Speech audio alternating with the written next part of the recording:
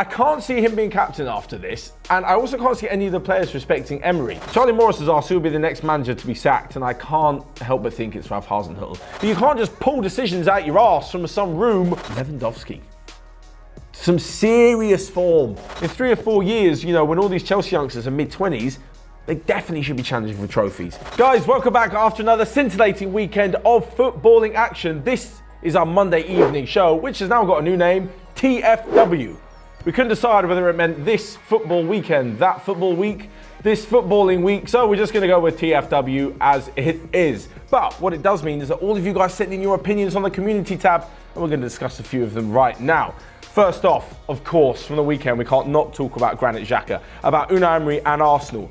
Divik S says, was it Xhaka or the fans who were at fault? Drav Shenoy also wants to know, what do you make of the situation with Granit Xhaka? Going forward, do you think he'll still be captain?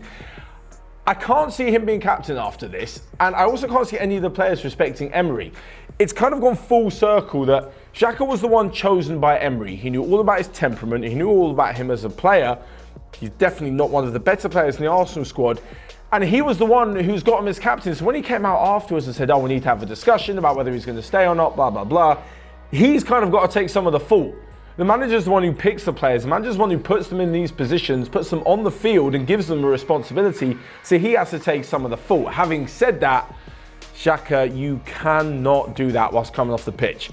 I understand he's mad, and you wouldn't not be mad when like 60,000 of your supposed home fans are booing you and cheering the fact that you're going to be subbed off. But you can't just whip your t-shirt off, you know, tell everyone all sorts of profanity. And it really just does not look good. Personally, I think he'll get back in the squad. He'll apologise or something like that. I don't think he'll be captain. I think he'll be stripped to the captaincy, and it's the last thing that Arsenal needed after this whole nonsense with Laurent Koscielny, like 4 months ago, when he whipped off his shirt and had a Bordeaux top on underneath. That's the last thing Arsenal need, and I feel quite bad for them. Akshat Sharma's also said, do you think Xhaka was treated like a scapegoat and should Emery be sacked? It's a pretty good call. I'm not sure that's the specific reason Emery should be sacked. I think a lot of Arsenal fans are showing almost sort of discontent with the fact that he's not really up to the job or has never been up to the job and was just someone they could kind of get in with a good enough reputation, but not really much of his own ideas to take Arsenal to that next level, which is very difficult, as we're seeing. Any manager's going to struggle to get up to the Liverpool Man City level. He also said, is it time to start Ozil? That's another completely different thing. Like, the club are looking stupid. I said it last week. The club, Ozil and Emery, for 3 separate reasons, are all looking stupid and all being slightly embarrassed by the situation. So, yeah, it's all going pretty poorly. As for Mesut Ozil, if he's going to come back in and be a leader, be the captain, be the driving force, turn things around for Arsenal, 1, I'd be damn amazed. 2, if I was an Arsenal fan, I'd be asking, where was he for the last 6 months doing that? Instead of just sitting on the bench. It's just, something's clearly not right there. I mean, they could go and get someone like James Rodriguez, who's not really playing much at Real Madrid, and is a similar kind of player to Ozil if they want that creative spark, but I can't see him playing Madrid. I can see him being sold. I'm not sure it's going to solve Arsenal's problems, though. Also, the thing with Xhaka being a captain, I think he was given it because, you know, he's quite a tough tackling midfielder. Doesn't always mean you're a good captain. Anyway, let us know, of course, Arsenal fans. We've got some loads more opinions here from other stuff from the weekend's football, including this mammoth victory for Leicester. We spoke about it in the Daily News, guys. From now on a Monday, I'll give you like an idea of what's going on in the Daily, but this can be the show where you guys have your opinion and we really dig into the topics. 9-0. Hussein Ahmed, Leicester 9-0 was a superb performance. Damn right it was. Young Turks has reiterated that, saying absolutely thrashed Southampton. Charlie Morris has asked who will be the next manager to be sacked, and I can't help but think it's Ralph Hasenhüttl. This isn't like just saying that on the back of a 9-0 you should be out the door, regardless of what's gone before. This has been coming for Southampton. They've got 5 games at home this season so far. 4 losses, 1 draw and only 4 goals. Like, that's not good enough in front of your home fans. The away form, you can kind of put it down to the fact that a lot of teams struggle away from home, and especially some of the lesser teams in the Premier League. That home form is absolutely abysmal. And what's even worse, and this actually I feel bad for Southampton, as if I didn't already, being down to 10 men and losing 9-0 at home. They've got Manchester City away in the League Cup before Manchester City away in the Premier League. Like, when you're under pressure, these are the worst 2 matches you're going to come into. They must also almost be a write-off. If you get battered in both of them, you can kind of be like, who's not being battered by Man City? I mean, it's super, super harsh. As for the actual game itself, as I mentioned in the daily, Leicester were clinical. That's the difference. This was a game where it was all too easy for them. Southampton let them get in really good opportunities and take really good chances, but it's quite a freak thing for a team to score so many without having such a high number of chances. For example, and obviously they were playing against a better defence, I said that lightly with the state of Spurs' back line. Liverpool had 13 shots on target. Leicester had 15 shots on target. Liverpool scored 2, Leicester scored 9. So that's quite similar in terms of shots on target, and there are loads of other games in the season where teams have plenty of shots, 10 to 15 shots on target. They just don't always score 9. Like, the chances were still there. It's quite unusual. But they were just so clinical. Unbelievable and deserved, and massively, massively deserved. So yeah, as for the next to be sacked in the Premier League, it's going to be Hasenhüttl, unfortunately. And whoever comes in has got a massive job on their hands. So does anyone who is working this bloody VAR thing? I mean, we had so many comments. There's only one comment that I feel like really just sort of sets the bar from How To, great YouTube name. Why are the referees and VAR still doing a bad job? Why are they? This is the question that everyone... Ryan, the light's gone out again. I was like this close to getting into a VAR rant. Whoa, what's that? As for VAR, the rules definitely need to be clearer.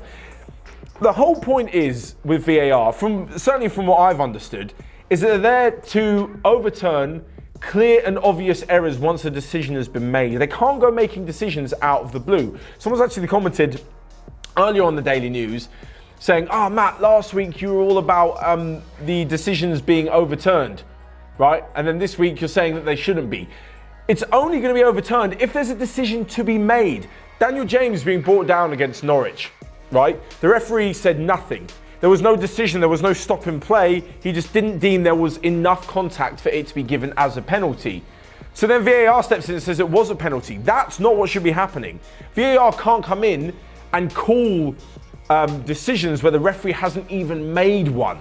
If he made a decision, VAR can review it, that's absolutely fine. If he said it's a penalty and they went back and said no, or if he booked James for diving and then they said, actually there was kind of contact, have a look at it, fine. But you can't just pull decisions out your arse from some room or some match room with a load of cameras. The same thing happened at Brighton. Yes, Michael Keane did stand on Connolly's toe. Was he looking? No. Was it a mistake? Yes.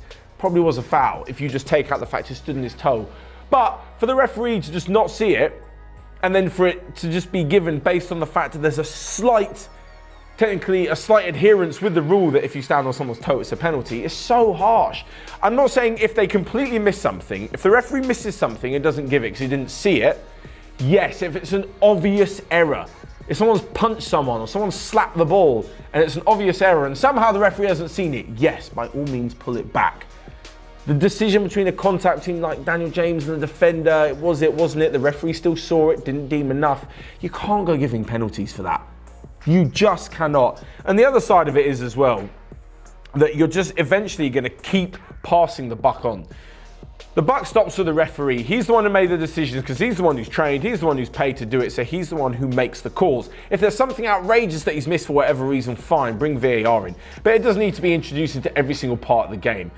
And when I say about the rules across the board, each referee has a different personality, which is a good thing sometimes. Each referee has, a different way of running the game. They obviously all know the same rules, still taught the same, but they've still got their own sort of way of handling a match with regards to cards or with regards to, letting the game go. Is a derby game going to be a little bit more feisty than, say, a team that's getting absolutely battered? Some people were complaining that a penalty was given, when Southampton were already 8-0 down. It was still a penalty, so it's given, by the way. But you know what I mean. It's just, when VAR oversteps the referee's ruling, it's ridiculous. And I feel like we're going to be talking about that every single week. So let me know your opinions, of course. And whilst you're at it, hit the subscribe button because we've got loads more content coming up on OneFootball, including this every single Monday, TFW. Moving on, Lewandowski. Some serious form from the Bayern Munich striker. Louisa Harfik has said, how long will this competitiveness at the Bundesliga last? It's been awesome so far. We're half the league in favour to win the title. I still think it's going to be Bayern Munich. I mean, They are where they are because they're having a poor, stuttering start to the season. But as we've seen with all the best teams, they can go on a run. They can turn it on. They haven't got to dig deep and enter uncharted territory and hope that they can sustain it for a season. The likes of Freiburg and Gladbach are doing amazing to be up there within a shout. Schalke as well. But when it comes to playing the whole 34-game season as it is in the Bundesliga, Bayern are the ones with all that experience, Dortmund to some extent as well, but I think the rest of the teams are a bit further, in the mix because Bayern are a little bit further behind because of their poor start to the season. Like, two draws pre-season, a draw and a loss were just before the victory of Union Berlin at the weekend. I mean, they got 4 points in the last 9.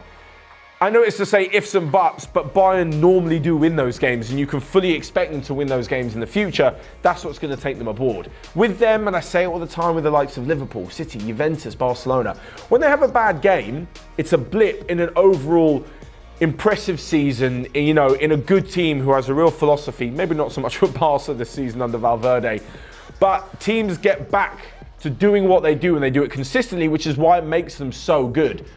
The fact that Bayern have, 4 points out of 9, they'll get back to their best because they do it consistently with the players and the right tactics. If another team, no offense, but like Freiburg or Gladbach has a blip, it may not be a blip, it may just be a downturn in form. The fact that, they aren't that good, they don't have the players, the quality of the system to sustain the title challenge. So the competitiveness is exciting at the moment. Don't think it will last. And Nino Petroci has said, is Lewandowski the best number 9 in Europe? On current form, yes. The first ever Bundesliga player to score in all of the first 9 matches of the season with 13 goals. He can just do everything. That's what I think's the best about him. He can head it, can run the channels, left foot, right foot. He's brilliantly composed. He strikes it really well. He's so consistent. All the markings are the best number 9 in Europe.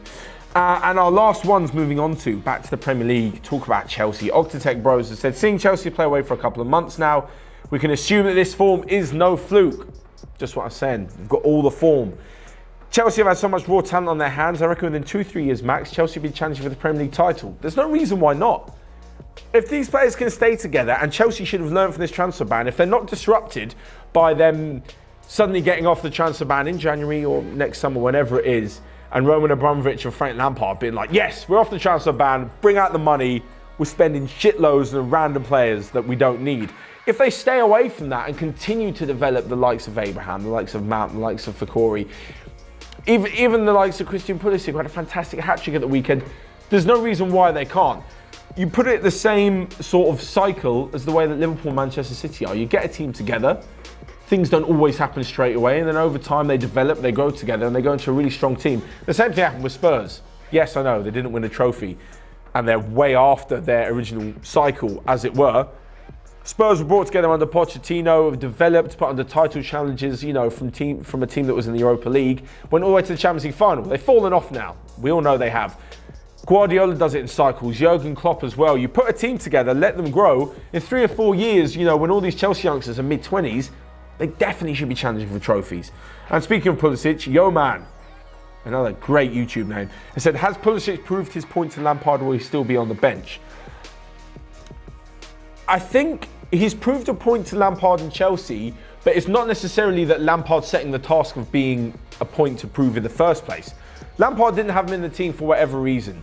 Either he didn't think he fitted in, there were some fantastic players who were doing better than Pulisic, right? And remember, it's not a Lampard signing, so Lampard had his own thoughts about it when he came in over the summer and saw that this player had been bought, because remember, he was bought in January and loaned back to Dortmund.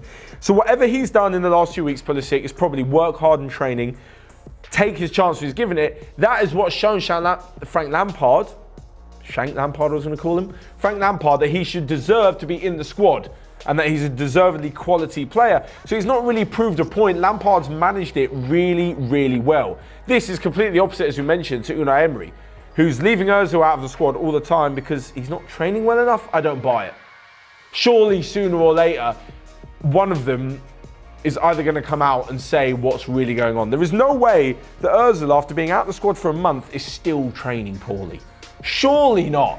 And after some poor results, surely Ozil's like, damn, I'm trying really hard, but it's not just hard enough. He's not that stupid. He's a World Cup winner, international footballer. And Unai Emery as well, saying, he's just not training well enough. He's just not really getting into the team. don't buy it. Don't buy it at all. And if he thinks that he's going to continuously, toe this line for the next few months without coming under serious pressure and with poor results on the pitch, without Ozil, Unai Emery could be sacked. I don't think he'll be the next one to be sacked, but he could be.